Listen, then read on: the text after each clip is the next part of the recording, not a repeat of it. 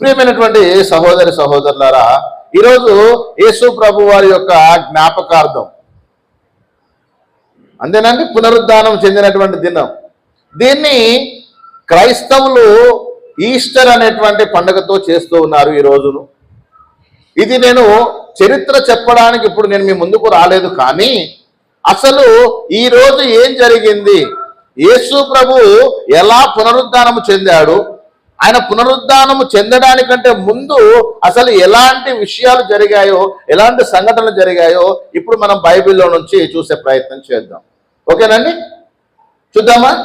మత్తయి సువార్త 27వ అధ్యాయము, మత్తయి రాసిన సువార్త 27వ అధ్యాయము 63వ వచనాన్ని మనము ధ్యానం చేద్దాం ప్రియులారా. మత్తయి సువార్త 27వ అధ్యాయము 63వ వచనములో, అయ్యా, ఆ వంచకుడు సజీవుడై ఉన్నప్పుడు 3 దినములైన తరువాత నేను లేచెదనని చెప్పినది మాకు జ్ఞాపకం ఉన్నది. ఏంటంటే ఏం చెప్పాడు యేసుప్రభు వారు? ఏం చెప్పాడు చెప్పాలా మీరు? అయ్యా, ఆ వంచకుడు, యేసుప్రభుకి ఏం పేరు పెట్టారండి? వంచకుడు. ఆ వంచకుడు సజీవుడై ఉన్నప్పుడు, అనగా బ్రతికున్నప్పుడు 3 దినములైన తర్వాత నేను లేచెదనని చెప్పినది మాకు జ్ఞాపకం ఉన్నది. ఎవరంటున్నారు? ఎవరితో అంటున్నారు ఈ మాట? ఎవరితో అంటున్నారు? ఎవరిని గురించి అంటున్నారు? ఇక్కడ 3 క్యారెక్టర్స్ కనబడుతున్నాయి. ఒకటి 3వ వ్యక్తి గురించి, అవునండి, 3వ వ్యక్తి గురించి మొదటి వ్యక్తులు 2వ వ్యక్తితో మాట్లాడుతున్నారు. 3వ వ్యక్తి ఎవరు? యేసు ప్రభు, అవునా? మొదటి వ్యక్తులు ఎవరు? యూదులు లేదా పరిసయ్యులు. 2వ వ్యక్తి ఎవరు? రోమాధికారి, అతని పేరు పిలాతు. ఏం పేరండి? పిలాతు. యేసు ప్రభువును శిలువకు అప్పగించినప్పుడు ఉన్నటువంటి గవర్నర్ ఎవరండి? పిలాతు. అంతకుముందు మనం పోయిన వారం చూసాం. పిలాతు ఏమన్నాడంటే, అతనిలో నాకు ఎలాంటి పాపము కనిపించడం లేదు, అతడు నిర్దోషిగా అనిపిస్తున్నాడు, కాబట్టి నేనైతే అతను శిక్షించడానికి నాకైతే మనసు లేదు అన్నప్పుడు వీళ్ళు ఏమన్నారంటే, వాని రక్తము మా మీద, మా పిల్లల మీద ఉండును గాక అని చెప్పేసి, అంటే మీ సావేదో మీరు సావుకోండి అని చెప్పి పిలాతు గారు చేతులు కడిగేసుకున్నారు. మరి ఇప్పుడు ఆ పిలాతు ద్వారా మరణ శిక్షకు అర్హుడైనటువంటి యేసు ప్రభు వారిని మొత్తానికి శిలువ మీద ఏం చేశారండి వీళ్ళు? రోమా ప్రభుత్వంలో ఉన్నటువంటి ఆచార ప్రకారంగా యేసును శిలువ వేశారు. దాదాపు శిలువ వేసినప్పుడు ఏం జరిగిందో తెలుసా? 12 గంటల నుండి 3 గంటల వరకు ఒక అద్భుతం జరిగింది. అక్కడ ఏం జరిగిందో తెలుసా? 45వ వచనం చూడండి ఒకసారి. మధ్యాహ్నము మొదలుకొని 3 గంటల వరకు ఆ దేశమంతటా ఏం కమ్మిందటండి? చీకటి కమ్మింది. 50వ వచనము 52వ వచనం చూద్దాం. యేసు మరలా బిగ్గరగా కేక వేసి ప్రాణము విడిచెను. అప్పుడు దేవాలయపు తెర పై నుండి క్రింది వరకు 2గా చినిగెను, భూమి వణికెను, బండలు బద్దలాయను, సమాధులు తెరవబడెను. నిద్రించిన అనేక మంది పరిశుద్ధుల శరీరములు లేచెను. వారు సమాధుల నుండి బయటికి వచ్చి ఆయన లేచిన తర్వాత పరిశుద్ధ పట్టణంలో ప్రవేశించి అనేకులకు అగపడిరి. ఓకేనండి. శతాధిపతియును అతనితో కూడా యేసుకు కావలి ఉన్న వారును భూకంపమును జరిగిన కార్యములన్నిటిని చూచి మిక్కిలి భయపడి నిజముగా ఆయన దేవుని కుమారుడని చెప్పుకున్నారండి. యేసు ప్రభు చనిపోయగానే అనేకమైనటువంటి ప్రకృతిలో మార్పులు జరిగాయి. అప్పటి వరకు ఎన్నడూ చూడనటువంటి ఒక ఆశ్చర్యాన్ని చూశారు. ఏంటో తెలుసా? సమాధులన్నీ తెరవబడ్డాయి. అప్పటి వరకు చినగనటువంటి దేవాలయపు తెర చినిగిపోయింది. ఇదంతా నేను డీప్గా మళ్ళీ ఒక సందర్భంలో చెప్తాను, కానీ ఆ రోజు జరిగిన సంగతులు చెప్తున్నాను. ఈ సంగతులన్నీ చూడగానే అక్కడ ఉన్నటువంటి శతాధిపతి ఏమంటున్నాడండి? ఇతడు మామూలు వ్యక్తి కాదు, ఇతడు దేవుని కుమారుడు అని సాక్ష్యం ఇస్తున్నాడు. ఈయన నిజముగా దేవుని కుమారుడు అని ఎవరు సాక్ష్యం ఇస్తున్నారు? ఇప్పుడు శతాధిపతి సాక్ష్యం ఇస్తున్నాడు. అంటే ఇది యేసు ప్రభు చనిపోయి చనిపోయిన తరువాత, చనిపోయిన వెంటనే జరిగినటువంటి సంగతులు ఇవన్నీ. అవునండి. మొత్తానికి యేసు ప్రభు వారు చనిపోయారు. 3 గంటలకు ఆయన సమాధి నుండి దించారు. అక్కడికి అరిమత్తయి యోసేపు అనబడినటువంటి ఒక భక్తిపరుడైనటువంటి యూదుడు వచ్చాడు. యేసు ప్రభు దేహమును తనకిమ్మని పిలాతును అడిగాడు. పిలాతు తీసుకుని వెళ్ళమన్నాడు. ఆ దేహమును కొందరు స్త్రీలు, భక్తి కలిగినటువంటి స్త్రీలు, అలాగే మొదటి రోజు యేసు ప్రభు దగ్గరికి వచ్చి, అయ్యా నిత్య జీవానికి వారసులు కావాలంటే నేను ఏం చేయాలని చెప్పి యోహాను సువార్తలో ఒక నికోదేము అనబడినటువంటి పరిసయ్యుడు వచ్చి అడుగుతున్నాడు కదా. ఆ పరిసయ్యుడు 150 సేర్ల ఎత్తు కలిగినటువంటి అగరుతో కూడినటువంటి బోలమును తీసుకొచ్చి యేసు ప్రభు దేహానికి చుట్టి పూసి నారబట్టలు చుట్టి ఒక అప్పుడే తొలిచినటువంటి, కొత్తగా తొలిచినటువంటి సమాధిలో, అది ఎవరిది అంటే అరిమత్తయి యోసేపు సమాధిలో యేసు దేహమును భద్రపరిచి ఆ యొక్క సమాధి చుట్టూ ఏం పెట్టారు తెలుసా? పెద్ద రాతి బండను పెట్టారండి. ఇంకా సీల్ వేయలే, జస్ట్ సమాధిలో యేసు ప్రభుని పెట్టారు. పెట్టి ఏం చేశారండి? పెద్ద రాతిని అక్కడ అడ్డంగా పెట్టారు. యేసు ప్రభు దేహమునకు అడ్డంగా పెట్టారు. ఇప్పుడు తెలుసా మీకు? తెలుసు కదా, సమాధి చేసిన పైనుంచి ఏం వేస్తాం మనం? రాయి వేస్తాం. అంటే దాన్ని ప్రిజర్వ్ చేస్తాం, దాన్ని కాపాడడానికి, చెత్త వెళ్లకుండా, డస్ట్ వెళ్లకుండా, లేకపోతే ఇంకేదైనా పాడవకుండా. ఇక్కడ మీరు గమనించాల్సిన విషయం ఏంటంటే, యూదులు ఆచారం చొప్పున, యూదులు పాతిపెట్టు మర్యాద ఎలా ఉంటుంది అనంటే, ఒక రాయిని తొలుస్తారండి. డబ్బున్నటువంటి వాళ్ళు ఏం చేస్తారంటే రాయిని తొలచి రాతిలో పెడతారు. డబ్బు లేనటువంటి వాళ్ళు అయితేనేమో భూమిని తొలుస్తారు, భూమిలో పెడతారు. రాయిలో పెడితే ఏమవుతుందంటే ఆ శరీరము తొందరగా పాడైపోదు. సో అరిమత్తయి యోసేపు అనబడినటువంటి ఒక ధనవంతుడు తన సమాధిని ఎక్కడ పెట్టాలనుకున్నాడు? రాతిలో పెట్టాలనుకున్నాడు. అంటే రాయిలో తొలగడం తెలిసి ఒక కొండ లేదా ఒక చిన్న గుట్ట, దాన్ని మంచిగా తొలిచి అందులో ఇతన్ని సమాధిలో ఉంచిన తర్వాత ఆ సమాధి చుట్టూ ఏం వేశారంటే పెద్ద బండ వేసేసారు. అయిపోయింది. యేసు ప్రభుని ఏం చేస్తారండి? సమాధి కూడా చేసేశారు. కానీ ఇప్పుడు జరిగిన సంగతి ఏంటంటే వీళ్ళకు వెంటనే ఒక మాట గుర్తొచ్చింది. ఏంటా మాట? ఆ వంచకుడు బ్రతుకున్నప్పుడు 3వ దినాన తిరిగి లేస్తానని చెప్పాడు. ఇక్కడ చంపింది ఎవరో తెలుసా మీకు? ఆయన చచ్చిపోయాడని డిక్లరేషన్ ఇచ్చింది ఎవరో తెలుసా? రోమా సైనికులండి, రోమా ప్రభుత్వం. ఆయనను చివరిగా బల్లెముతో పొడిచినప్పుడు రక్తమును నీళ్లు కారిపోయాయి. తండ్రి నీ చేతికి నా ఆత్మను అప్పగిస్తానని చెప్పి యేసు ప్రభు వారు ప్రాణము విడిచేశాడు. యేసు ప్రభు చనిపోయాడని కన్ఫర్మ్ అయినాకనే కదా శిలువ మీద దించింది. అవునండి. శిలువ మీద దించిన తర్వాతనే కదా ఆయన దేహం కావాలని చెప్పి అరిమత్తయి యోసేపు అడిగింది. అంటే ఆయన చనిపోయాడని కన్ఫర్మ్ చేసుకుంటేనే కదా ఇచ్చేది. తర్వాత ఆయన దేహానికి ఈ సుగంధ ద్రవ్యాలన్నీ పూసి నారబట్టలు చుట్టి సమాధిలో పెట్టారంటే అర్థం ఏంటి? యేసు ప్రభు చనిపోయాడనే కదా. ఇంకేమన్నా బలం ఓపిక ఉందంట ఆయనకు?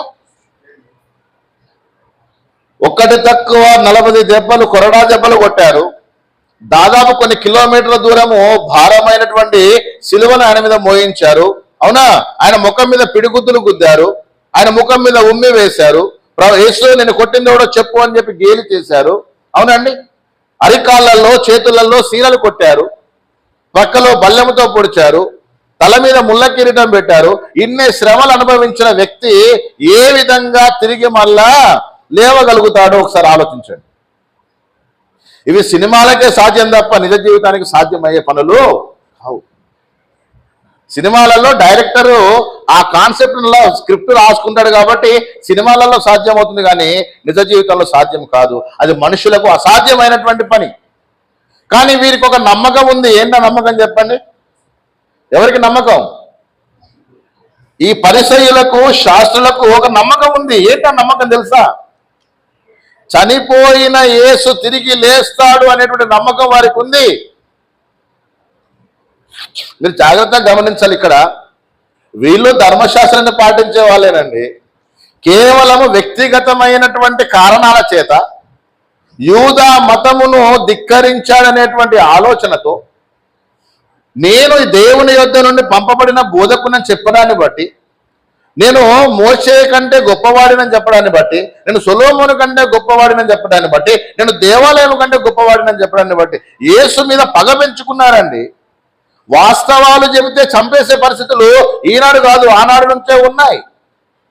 యేసును ఒకవేళ చంపకుండా కాపాడము దేవునికి సాధ్యమైతే కాదా?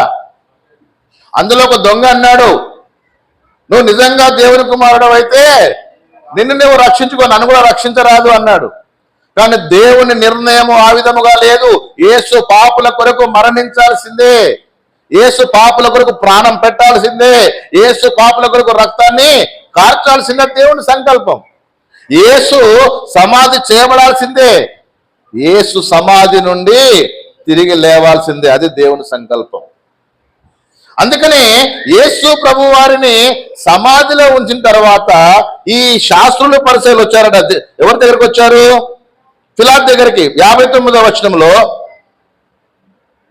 62వ వచనంలో, మరునాడు అనగా సిద్ధపరచు దినమునకు మరుసటి దినమున ప్రధాన యాజకులను పరిసయ్యులను పిలాతు నొద్దకు కూడి వచ్చారండి. ఎవరి దగ్గరికి వచ్చారండి? మీకు ఇక్కడ ఇంకో విషయం చెప్తా. పునరుద్ధానము లేదని నమ్మేది సద్దుకైలు, పునరుద్ధానమును ఆత్మలను జీవమును నమ్మేది పరిసయ్యులు. సో ఇప్పుడు యేసు ప్రభు వారు తిరిగి లేస్తాడని మీకు తెలుసు, కానీ ఎలా లేస్తాడో అనేది మాత్రం తెలియదు. లేస్తాడనేది ఒక నమ్మకం ఉంది, కానీ ఎలా లేస్తాడో తెలియదు. కాబట్టి మన జాగ్రత్తలో మనము ఉందాం.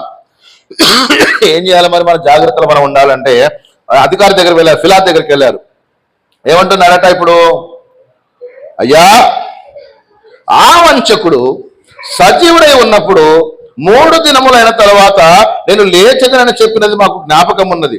కాబట్టి 3వ దినము వరకు సమాధిని భద్రము చేయనాజ్ఞాపించు. ఏమంటున్నారండి?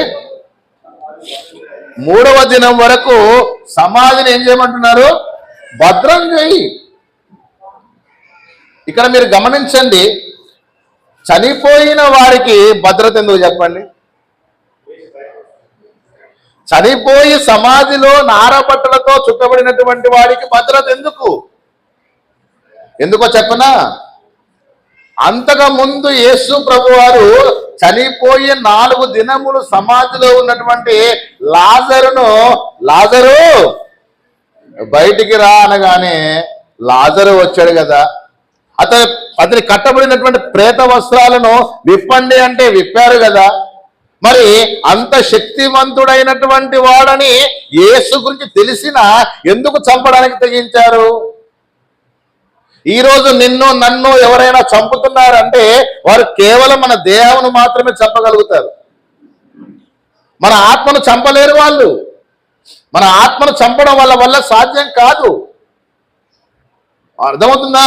అందుకే ప్రభువారు చెప్పారు, మరియు ఆత్మను చంపనేరక దేహమునే చంపు వారికి భయపడకుడు, కానీ ఆత్మను దేహమును నరకములో నశింపజేయగలవానికి మిక్కిలి భయపడండి. ఇప్పుడు యేసు దేహమును భద్రపరచాల్సినటువంటి అవసరత ఏముంది? ఆ అవసరత ఎవరికి ఉంది? ఆయన ఎత్తుకుపోయేంత అవసరత ఎవరికి ఉంది అంటే వీళ్ళ యొక్క ఆలోచన చూడండి, ఇక్కడ ఏముందో. కాబట్టి 3వ దినం వరకు సమాధిని భద్రము చేయని ఆజ్ఞాపించుము. వాని శిష్యులు వచ్చి వారిని ఎత్తుకొని పోయి ఆయన మృతులలో నుండి లేచనని ప్రజలతో చెప్పుదురేమో. భయం చూసారు ఎలా ఉందో? ఈ పోయిన నెల జరిగినటువంటి ఒక సంఘటన ఇది దగ్గరగా అనిపించట్లే మీకు? యేసును చంపారు, బాగానే ఉంది. సిలువ వేశారు, బాగానే ఉంది. సమాధి చేశారు, బాగానే ఉంది. తిరిగి లేస్తాడేమో అనేటువంటి అనుమానం ఎందుకు వీరికి? చెప్పనా నేను? ఆయనలో పునరుద్ధానపు శక్తి ఉంది అని ఆనాడు ఉన్నటువంటి పరిసయ్యులకు తెలుసు, ఆనాడు ఉన్నటువంటి ప్రధాన యాజకులకు తెలుసు, ఆనాడు ఉన్నటువంటి యూద మత పెద్దలకు తెలుసు, ఆనాడు ఉన్నటువంటి ధర్మశాస్త్ర ఉపదేశకులకు అందరికీ తెలుసు. మరణము ఆయనను బంధించి ఉంచుట అసాధ్యం. ఆయన్నే కాదు, నిన్ను కూడా మరణము బంధించి ఉంచుట అసాధ్యం. నీవు క్రీస్తులో ఉండి చనిపోతే తిరిగి లేపబడతావు. నువ్వు క్రీస్తులో ఉండి చనిపోతే తిరిగి ఎత్తబడతావు. నువ్వు క్రీస్తులో ఉండి చనిపోతే ఆయన రాకడలో ఆయన ఎదుర్కొంటావు. ఇది నిరీక్షణ. క్రైస్తవునికి ఉన్నటువంటి నిరీక్షణ అదే. యేసు ప్రభువును సమాధిలో ఉంచినంత మాత్రాన మరణము ఆయనను బంధించలేదండి. అపవాదికి దేని మీద అధికారం ఉందంటే మరణం మీద ఉంది. వాని తలను చితకగొట్టినటువంటి వాడు యేసుక్రీస్తు. ఆ మరణమును జయించడం ద్వారా అపవాది తలను చితకగొట్టేశాడు ఆయన. సో ఇక్కడ మీరు గమనించాల్సిన విషయం ఏంటంటే యేసు తిరిగి లేస్తాడు. అది ప్రవచనం. యేసు తిరిగి లేవాల్సిందే, అది దేవుని యొక్క చిత్తం. ఆ విషయము వీళ్ళకు తెలియదు అనుకుంటున్నారా మీరు? శాస్త్రులకు, పరిసయ్యులకు, ధర్మశాస్త్ర ఉపదేశకులకు, అవునా, యూదా మత పెద్దలకు యేసు తప్పకుండా తిరిగి లేస్తాడని తెలిసే ఆ పిలాతు దగ్గరికి వచ్చి, అయ్యా ఆ సమాధిని కొంచెం భద్రం చెప్పిరాదు అంటే ఏం చెప్పియాలా? అక్కడ పిలాతు ఏమన్నాడు తెలుసా? ఎంత అద్భుతమైన మాట మాట్లాడు తెలుసా? చాలా అద్భుతంగా మాట్లాడండి. 64వ వచనం. కాబట్టి 3వ దినం వరకు సమాధిని భద్రము చేయని ఆజ్ఞాపించుము. వాని శిష్యులు వచ్చి వాని ఎత్తుకొని పోయి ఆయన మృతులలో నుండి లేచెనని ప్రజలతో చెప్పుదురేమో. అప్పుడు మొదటి వంచన కంటే కడపటి వంచన మరి చెడ్డదై ఉండునని చెప్పిరి. ఏమండి, నాకు విషయం అర్థం కావట్లేదు. చనిపోయిన శవాన్ని ఎత్తుకపోయి బ్రతుకున్నాడని ఎలా చెప్తారండి? ఇక్కడ 2 విషయాలు చెప్తా మీకు. యేసు ప్రభు శిష్యులు కూడా అప్పటికి చనిపోయిన వారిని బ్రతికించేటువంటి వరాన్ని పొంది ఉన్నారు, శక్తిని పొంది ఉన్నారు. ఉన్నారా లేదా? ఒకవేళ యేసు ప్రభు లేకపోయినా ఆయన అనుచరులు ఒకవేళ ఈ పనిని కొనసాగిస్తారేమో. యేసును తిరిగి లేపుకొని బ్రతికించుకొని ఆయన లేచాడని మళ్ళా జనాల మధ్యలోకి పంపిస్తారేమో. కాబట్టి అసలు యేసు అనే వ్యక్తికి సంబంధించినటువంటి ఏ ఆనవాళ్ళు ఉండొద్దు, అసలు అతనికి సంబంధించినటువంటి భవిష్యత్తులో ఎలాంటి గుర్తు ఉండొద్దు. సీన్ రీకన్స్ట్రక్షన్ చేస్తారేమో, మళ్ళా అర్థమైందా? రీపోస్ట్ మాటం జరుగుద్దేమో అని ముందుగానే ఏం చేశారంటే ఆ ప్రాంతం మొత్తం కూడా ఏం చేశారండి, ఏం చేయాలో వీళ్ళే సలహా చెప్తున్నారు. మొత్తం మన కంట్రోల్లో ఉండాలి. సిస్టమ్ అంతా ఇప్పుడు రోమా ప్రభుత్వం కంట్రోల్లో కాదు ఉండాల్సింది. ఎవరు కంట్రోల్లో ఉండాలా? మత పెద్దల, యూదా మత పెద్దల కంట్రోల్లో ఉండాలి. సిస్టమ్ అంతా వాళ్ళ చేతిలో తీసుకోవడానికి ఎవరి దగ్గరికి వెళ్ళారంటే పిలాతు దగ్గరికి వెళ్ళారు. అంటే పెద్ద మనిషి ఆయన కాబట్టి ఆయన ఒక మాట చెప్తే మొత్తం మన చేతిలోకి వచ్చేస్తుంది. ఇక సరేలే మీరు చెప్పినట్టుగా చేయాలి. ఎందుకు తెలుసా? పోయినవాడు ఎలాగపోయాడు. కానీ యూదా మత పెద్దలతో, యూదా సాంప్రదాయంలో ఉన్నటువంటి ఈ యొక్క యూదులతో ఎవరికి పని ఉంటుంది? రేపు పిలాతుకు పని ఉంటుంది. అవునా కదా? రోమా ప్రభుత్వంలో గవర్నర్గా మళ్ళీ ఆయన పోటీ చేయాలన్నా, మళ్ళీ నిలబడాలన్నా మంచోడు అనిపించుకోవాలి కదా. అపోస్తల కార్యం 12వ అధ్యాయంలో యూదుల చేత మంచివాడు అనిపించుకోవడానికి హేరోదు ఎవరిని చంపాడండి? యాకోబుని చంపలే. యూదుల చేత మంచివాడు అనిపించుకోవడానికి పేతురును చెరసాలలో వేయించలే. సో ఇక్కడ మంచివాడు అనిపించుకోవడానికి అంటే అర్థం ఏంటంటే నెక్స్ట్ కూడా మంచివాడండి, నెక్స్ట్ మనం గెలిపించుకుందాం, నా సపోర్ట్ నీకే, మా యూదుల సపోర్ట్ అంతా నీకే అనిపించుకోవాలంటే ఇప్పుడు యూదులు చెప్పినట్టు వినాలా పిలాతు. అందుకనే వచ్చి పిలాతు గారు ఆ వంచకుడు ఇలా అన్నాడండి, మీరు మాకేమైనా హెల్ప్ చేయగలుగుతారా? ఇప్పుడు చూడండి, ఇక్కడ 2 విషయాలు చెప్తా. యేసును చంపే విషయంలో పిలాతు సపోర్ట్ చేశాడా? వారికి చేశాడా? చంపే విషయంలో సపోర్ట్ చేయనన్నాడు. నేను చెయ్యను, ఆ నీతిమంతుని జోలికి నా భార్య పోవద్దన్నది, నేను వెళ్ళను అంటే నీకెందుకయ్యా, మేము ఉన్నాం కదా. రేపు పొద్దున నీకైనా మేమే, ఆయనకైనా మేమే. అర్థమైందా? ఆ బాధ ఏదో మేము పడతాం, నేను గెలిపించుకుంటా అవసరం అయితే, మా మాటకు ఒకసారి విలువయ్యరాదు అని పిలాతును కన్విన్స్ చేశారు. మొత్తానికి పిలాతు అక్కడ యేసును అప్పగించాడు. ఇక్కడ మళ్ళా చనిపోయిన తర్వాత కూడా వచ్చి ఏమడుగుతున్నారు తెలుసా? ఇప్పుడు చూడండి, ఇక్కడ ఏమడుగుతున్నారు, అప్పుడు అందుకు పిలాతు అంటున్నాడు 65వ వచనంలో, కావలి వారున్నారు కదా, ఆ సమాధి దగ్గర ఎవరిని పెట్టాను నేను? కావలి వారిని పెట్టాను కదా, ఇంకా మీకు భయం ఏంది? ఏమండి, శిష్యులు రోమీల కంటే బలవంతులా? శిష్యులు రోమా సైన్యం కంటే బలవంతులా? శిష్యులు రోమా కావలి వారి కంటే బలవంతులా? శిష్యులు రోమా సైనికులను ఎదిరించి ఆ సమాధి మీద ఉన్న రాయిని దొర్లించి యేసు దేహాన్ని ఎత్తుకొని పోతుంటే మరి వీళ్ళు ఏం చేస్తారనుకున్నారు? గాడిదలు కాస్తారనుకున్నారా? సెక్యూరిటీ ఏం పని అండి? సెక్యూరిటీ పని ఏంటి? కావలి వారు అంటే అర్థం ఏంటి? ఆ యొక్క సమాధి దగ్గర ఆల్రెడీ సెక్యూరిటీ గార్డ్స్ ఉన్నారు. దీనికి మంచి కథ చెప్తా, మీకు సూపర్ స్టోరీ చెప్తా. సేమ్ స్టోరీ జరుగుతుంది ఇప్పుడు. ఇక్కడ ఆల్రెడీ కావలి వారు ఉన్నారు. వీళ్ళ డ్యూటీ ఏంటి చెప్పండి?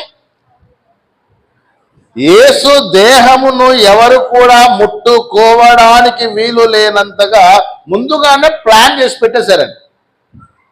ఎత్తుకు వెళ్ళడానికి అవకాశమే లేదు. అయినా సరే భయం మాత్రం వీళ్ళ గుండెల్లో రైలు పరిగెడుతున్నాయి. తప్పు చేసేవాడికి తెలుసా, ఎప్పుడు కూడా లోపల భయం ఉంటుంది. నేను ఎక్కడ దొరికిపోతానో, నేను ఎప్పుడు దొరికిపోతానో, ఏ కారణం చేత దొరికిపోతానో, దొరకకుండా ఉండడానికి ఎన్ని సీసీటీవీ ఫుటేజ్లైనా పుట్టిస్తారండి, ఎన్ని రకాల మ్యానిపులేషన్స్ అయినా చేస్తారు. అక్కడ ఇది జరిగింది అని చెప్పడానికి ఎలాంటి కుయుక్తులు పన్నాలో అన్ని కుయుక్తులు పన్నుతున్నారండి వీళ్ళు మొత్తం. ఇప్పుడు అప్పుడు సీసీ కెమెరాలు లేవు, మరి ఉన్న సీసీ కెమెరాలు ఎవరు? కావాలి వారు. పిలాతు అంటున్నాడు, మీకు ఎందుకే టెన్షన్? ఆల్రెడీ నా కానిస్టేబుల్ ఉన్నారు అక్కడ, నా పోలీసులు ఉన్నారు అక్కడ, నా సైన్యం ఉంది అక్కడ, మీకు భయం లేదు, పోండి అంటే ఎందుకైనా మంచిది. ఇలా టెన్షన్ చూడండి. ఎందుకైనా మంచిది, ఆ సమాధికి ఇంకేమైనా చేయరాదు, ఇంకేమైనా బలమైనటువంటి పని ఏదైనా చేయరాదు అంటే ఇంకంతకంటే ఇంక బలమైన పని అండి. అలా కావాలి వాళ్ళని పెట్టాను కదా. మీకు విషయం తెలుసా, ఒక పోలీసు 100 మంది సిటిజన్స్తో సమానం అండి. ఆ యూనిఫామ్కి ఉన్నటువంటి పవర్ అలాంటిది, ఆ యూనిఫామ్కి ఉన్నటువంటి అథారిటీ అలాంటిది. ఆ యూనిఫామ్ వేసుకున్నప్పుడు అతన్ని ఎవరు కూడా అడ్డగించలేరండి.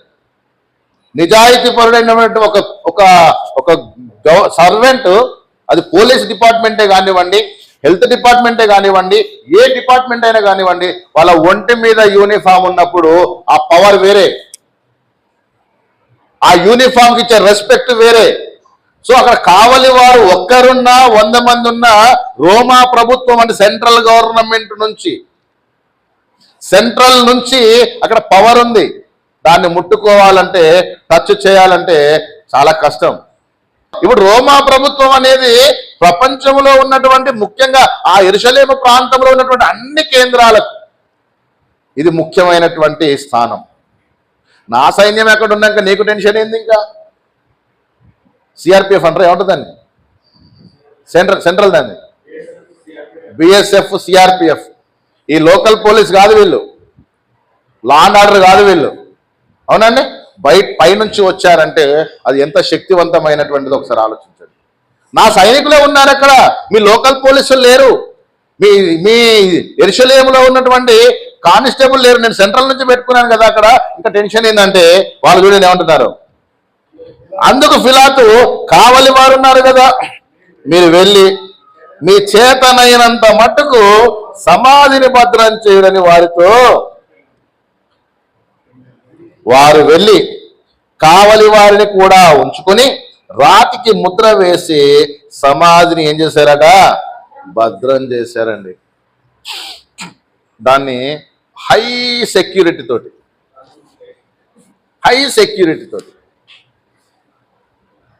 భయం.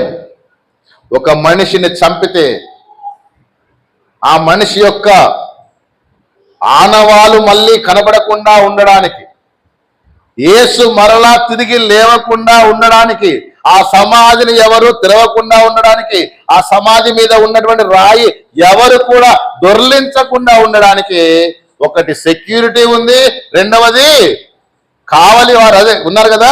తర్వాత ఆ యొక్క సమాధికి ఏం పెట్టారట? ముద్ర వేశారు. ముద్ర అంటే తెలుసా మీకు? స్టాంప్ అంటే దానికి ఎంత పవర్ ఉంటుందో తెలుసా మీకు? ఒక స్టాంప్కి 50 రూపాయల నుంచి 50 కోట్ల వరకు ఉంటుందండి. అవసరమైతే 500 కోట్లు, 5,000 కోట్లు, 5 లక్షల కోట్లు ఉంటుంది. ఒక ముద్రకు అంత పవర్ ఉంటుంది. రోమా ప్రభుత్వము ద్వారా ఏం వేయబడింది? ముద్ర వేయబడింది. వేయబడిన ముద్రను ఎవడైనా తాకినా, వేయబడిన ముద్రను ఎవడైనా విప్పడానికి ప్రయత్నం చేసినా, వేయబడినటువంటి ఆ యొక్క సమాధి మీద ఉన్నటువంటి ఆ రాయిని ఎవరైనా తొలగించాలని చూస్తే పిట్టల్ని కాల్చినట్టు కాల్చేస్తారు. తెలుసా మీకు? ఆ పవర్ అనేది ఎవరు పడితే వాళ్ళు దాన్ని మిస్యూజ్ చేయడానికి లేదండి. వాళ్ళని ఎదిరించేటువంటి రైట్స్ మనకు లేవు. మరి ఇప్పుడు రోమా ప్రభుత్వంలో ఉన్నటువంటి ఆ సైనికులను కాదని యేసు ప్రభు శిష్యులు వచ్చి ఆయన సమాధిని తెరిచి ఆ శవాన్ని ఎత్తుకొని పోయేంత సినిమా ఉందా? ఒక్కసారి ఆలోచించండి.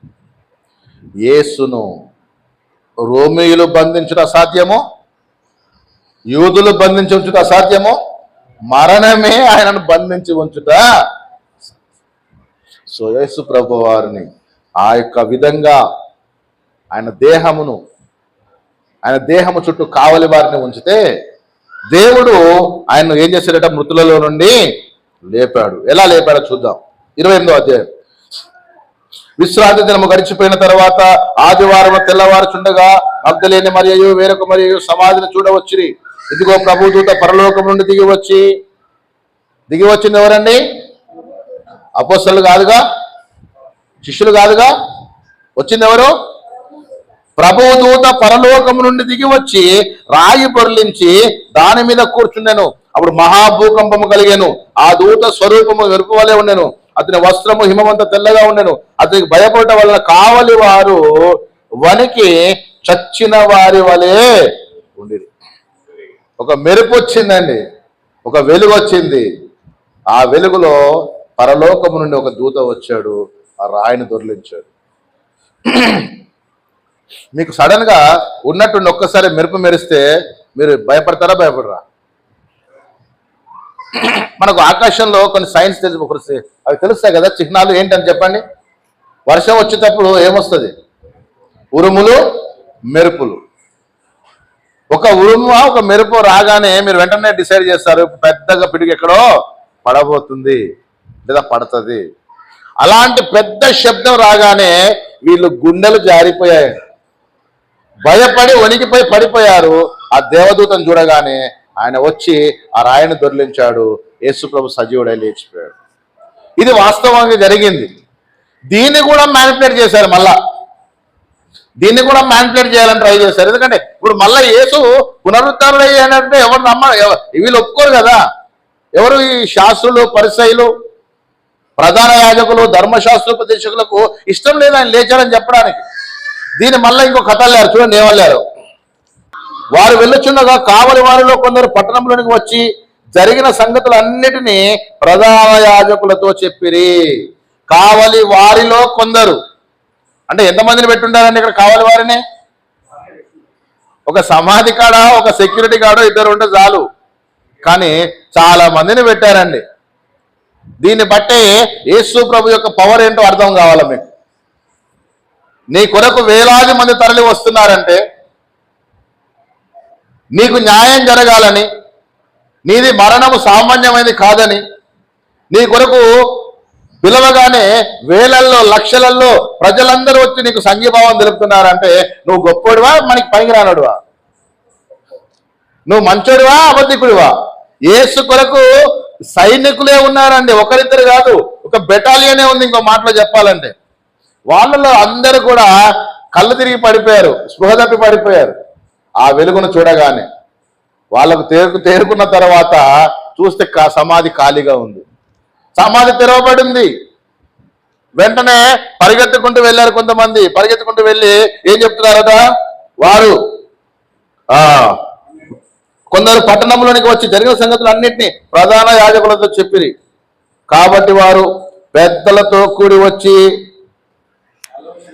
ఆలోచన చేశారంట. తెలుసా? ఆ సైనికులకు చాలా ద్రవ్యం ఇచ్చి, ఎవరికి డబ్బులు ఇచ్చారు చెప్పండి? ఇప్పుడు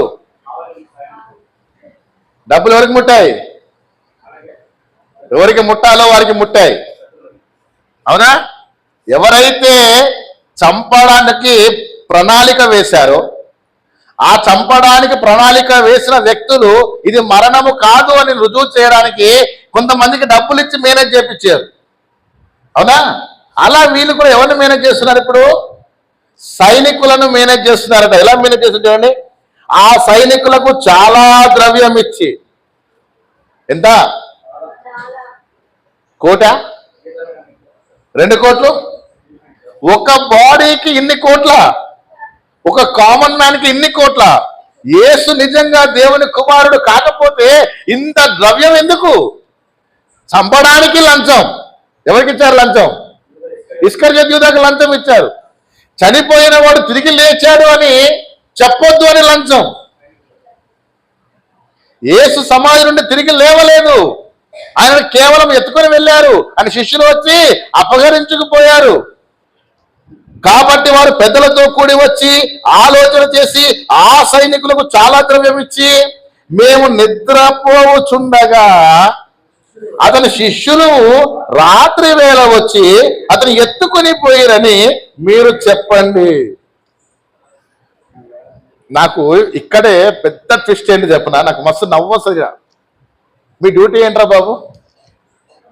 మీ డ్యూటీ ఏంటి బ్రదర్? మీ డ్యూటీ ఏంటి? సెక్యూరిటీ డ్యూటీ అన్నప్పుడు సెక్యూరిటీ డ్యూటీ చేయాలా. యుద్ధానికి పోవంటే యుద్ధానికి పోవాలా. అందరూ యుద్ధానికి తుపాకులు పట్టుకొని పోరండి. కొంతమంది అక్కడ పహారా గాయాల్సిందే. శత్రువులు రాకుండా, వేరే సైనికులు రాకుండా నువ్వు పహారా గాయమంటే నీ డ్యూటీ పహారా గాయడమే. కానీ నువ్వేం చేస్తున్నావు ఇప్పుడు?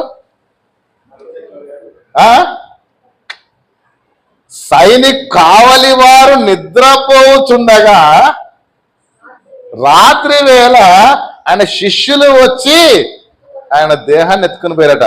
వినడానికి చోద్యంగా ఉందా లేకపోతే నమ్మశక్యంగా ఉందా? ఒకడు కాదు, ఇద్దరు కాదు, చాలా మంది సైనికులు. ఒకడు పడుకున్నా ఇంకోటి మెలకతోటి ఉండాలి, సిస్టమ్ అది. అందులో వీళ్ళు ఎలాంటి సైనికులు తెలుసా? రోమా సైనికులు. మూర్ఖులలో మొదటి రకం ఎవరంటే వీళ్ళే. కఠినమైనటువంటి శిక్షను విధించేటువంటి సైనిక యంత్రాంగం ఉన్నటువంటి వీళ్ళట. అసలు వీళ్ళకి కావలి పెట్టింది ఎందుకు చెప్పండి? ఇప్పుడు మీరు కావలి పెట్టింది ఎందుకు? యేసు ప్రభు శిష్యులు వచ్చి రాయిని దొర్లించి ఆయన దేహమును ఎత్తుకొని పోతారేమో అనే కదా పెట్టింది. జాగ్రత్తగా వినాలా, సమయం ఎక్కువైతుందా? యేసు ప్రభు శిష్యులు శవాన్ని ఎత్తుకపోతారనే కదా కావలి పెట్టింది. మరి వీళ్ళు చెప్పే అబద్ధం ఎలా ఉందో తెలుసా? మేము నిద్రపోతుంటే శిష్యులు వచ్చి రాయిని దొర్లించి ఆ ముద్రను తొలగించి యేసు దేహాన్ని పట్టుకొని పోతుంటే అంత సోయి లేకుండా నిద్రపోయినారా మీరు? ఇక్కడ యేసు ప్రభువు ఎత్తుక వెళ్ళారని చెప్పాలంటే ఎలా ఎత్తుక వెళ్ళారా మీరు ఉన్నాగా? అడుగుతారా కదా, పాయింటే కదా.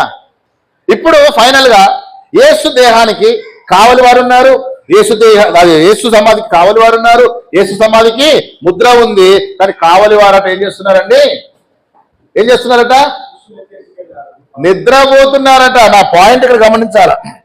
కావలి వాడు నిద్రపోతున్నారంటే ఒకటి ఫుల్లుగా మందం వేసి ఉండాలి వీళ్ళు, లేకపోతే యేసు ప్రభు శిష్యులు దూరం నుంచే వీళ్ళ మీద ఏదైనా మత్తు జల్లి ఉండాలి. ఎత్తుకపోవాలంటే 2 పనులు చేయాలి, ఇంకా వేరే ఆప్షన్ లేదు. వీళ్ళు ఫుల్లుగా మందేశన్నా సోయి లేకుండా పడిపోవాలి. రెండవది యేసు ప్రభు శిష్యులు వచ్చి వారి మీద ఏదైనా మత్తు జల్లి తీసుకొని పోవాలి. ఈ రెండిట్లో ఏదైనా జరిగిందంటారా? జరిగే అవకాశం ఉందంటారా? ఎందుకంటే యేసు ప్రభు శిష్యులకు అంత ధైర్యం లేదు. పట్టుకోగానే పారిపోయిన వాళ్ళు వీళ్ళంతా. మీకు అర్థమవుతుందా? యేసును పట్టుకోగానే ఎక్కడ అక్కడ చెదిరిపోయారండి. కానీ ఇక్కడ మీరు గమనించండి, ఇక్కడ అబద్ధం చెప్తే కూడా ఎలా ఉందో మీకు అర్థం కావాలి. మేము నిద్రపోచుండగా అతని శిష్యులు రాత్రి వేళ వచ్చి అతను ఎత్తుకొని పోయారని మీరు చెప్పుడి. ఇది అధిపతి చెవిన పడిన ఎడల మేము అతన్ని సమ్మతిపరిచి మీకేమియో తొందరగా కలగకుండా చేతుమని. ఏ బాబు, మీరు ఒకటే చెప్పాలా? మేము నిద్రపోతున్నప్పుడు శిష్యులు వచ్చి ఎత్తుకపోయారు, ఇది ఎలా సాధ్యము అని ఒకవేళ అధిపతి మిమ్మల్ని అడిగితే అధిపతిని కూడా మేనేజ్ చేస్తాం మేము. మేము అధిపతిని మేనేజ్ చేస్తాం, మా దగ్గర డబ్బులు బొచ్చెడు ఉన్నాయి, పన్ను వసూలు చేసిన డబ్బులు మా కాడ ఉన్నాయి.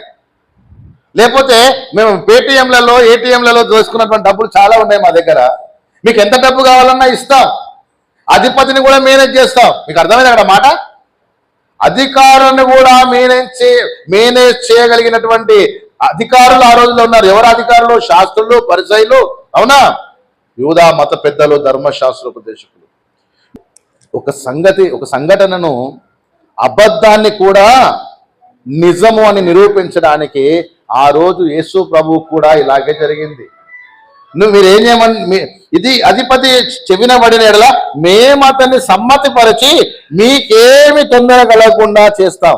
మీ ఉద్యోగానికి ఎలాంటి నష్టం జరగదు, మీ జీతానికి ఎలాంటి ఇబ్బంది ఉండదు, మీకు నోటీసులు రావు, మీకు ఎలాంటి నష్టమో వాటిల్లదు, మేము మేనేజ్ చేసుకుంటాం అన్నారు. అప్పుడు వారు ఆ ద్రవ్యము తీసుకొని తమకు బోధింపబడిన ప్రకారము చేసేది. ఈ మాట యూదులలో వ్యాపించి నేటి వరకు ఏమైందట?